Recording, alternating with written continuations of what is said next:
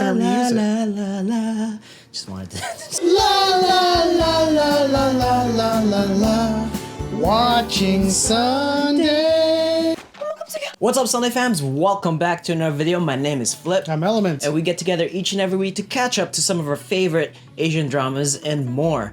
In this video, we are talking about episodes 4 and 5. No, I'm just kidding. Episodes 5 and 6 for Hometown Cha-Cha-Cha.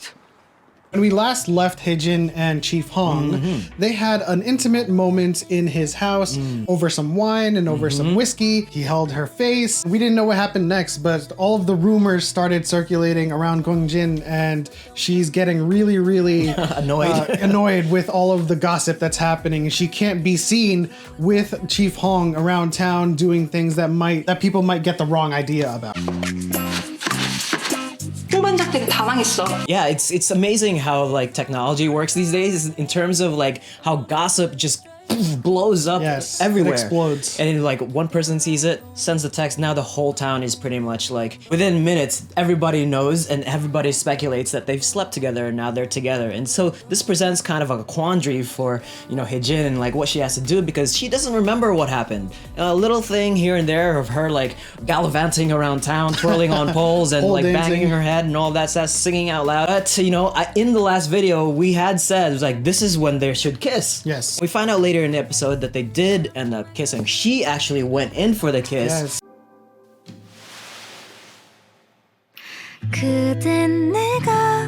Which is, you know, very different from what we see normally in K-dramas, where the girl's starting to walk away crying, the guy grabs her, pulls her in, and lays one on her, and, you know, the girl is the one that's like with the eyes open, like in surprise. And this time around, it's different. While all of that is happening, Haejin's old friend Sung-hyun is in town getting ready to film something for Jun or DOS, and he is, you know, he meets Chief Hong, and they have this like awesome playful banter with each other over like photography, like cooking fish and fermenting fish and all kinds of good stuff. We learn from these interactions that he often gets lost, but for good reason this time. For very good reason this time. He is actually looking for Haejin. Their relationship is actually pretty cool and refreshing because it feels like two long lost friends that have met each other, but this is the first time Chief Hong and Sung-hyun has ever met each other, and so like it just feels like they were meant to be like friends, like best of friends. On the other hand, when he does find Haejin, will this be second lead syndrome all over again?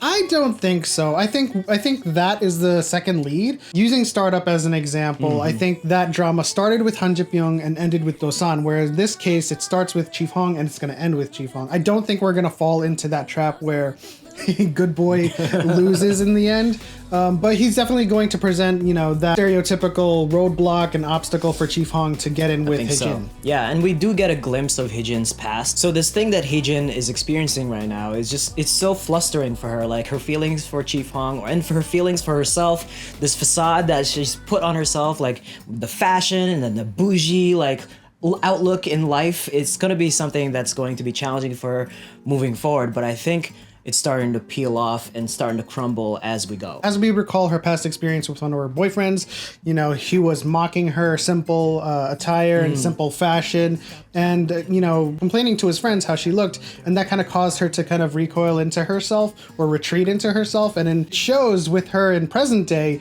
where she's obsessed with fashion, she's obsessed with all of her shoes. It makes her feel like she is confident, but in all of her encounters with Chief Hong, she's very closely guarded. And she, as you said, she has this wall up and she doesn't want to get too close. She doesn't want people to get the wrong idea. But at the same time, she's talking to Chunjae's daughter, Juri, about her braces and her snaggletooth. And she's like, that's not going to bring you self-confidence. She has all of these good words to say to other people, but she just can't apply it to herself. She either reverts backwards or moves forward. And it's very conflicting. You know, with that scene at the beach when they were just letting things go and just accepting the rain and having a good time, that was probably Haejin at her best and at her finest, like being herself. That was her true self. Yeah, just letting go of like all of the frivolities of life. You know, like it was just like really nice and special moment to see her in action like that.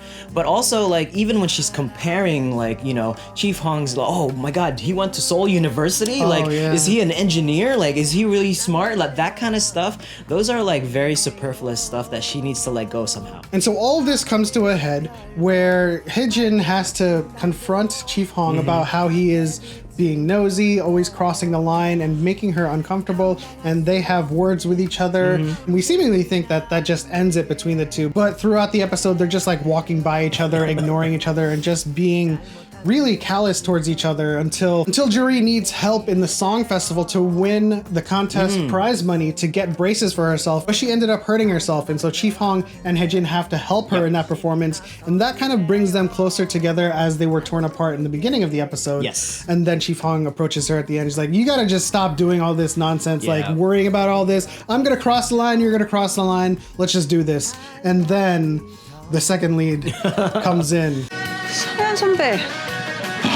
It's funny too because you get bumped by somebody, usually you would apologize for it. So Chief Hong gets bumped by some passersby, and like they, as you're watching the scene, just kind of walk off and like nothing ever happened. But in any case, yes, he comes in, saves him from falling. It's almost like repaying Chief Hong for saving him in the previous episode for almost falling into the pier.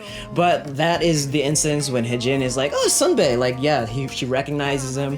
They are reconnected. Now it's really just kind of a question of like, how does that play into the romance between Haejin and Chief Hong moving forward? I think they are just having a hard time accepting their feelings for each other. I think more for Haejin than Chief Hong. I think Chief Hong, like, it reminds me of silly little kids in high school when they're in love. Like, they just don't know what to do with themselves. And so they play these like really ridiculous mind games where they ignore each other, they get into little bits of fights, and then they come back and like love each other again. It's you just tease and poke really the person weird. you like, you know? And so I think he presents a real obstacle, a real problem to their intimacy or the progression of their romance, simply because, you know, I fall back on the line that they have said to each other, Hong and Haejin, which is, I don't befriend just anyone. 누가 내 친구야? 어? 나 아무하고나 친구 안 해. 아무나?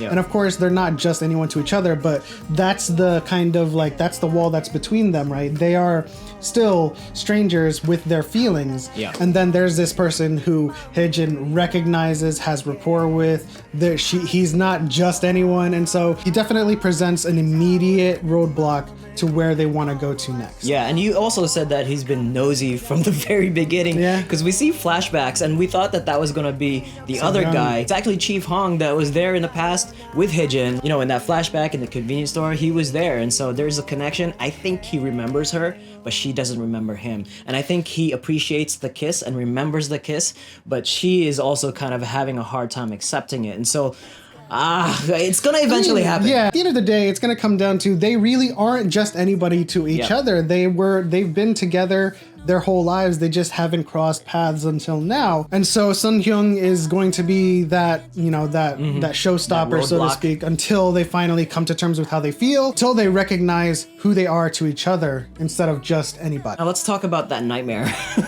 요즘도 여전히 같은 악몽을 꾸세요? 네. Yeah, there are a lot of mysteries going around in Gongjin, and this one just cropped up in these last two episodes.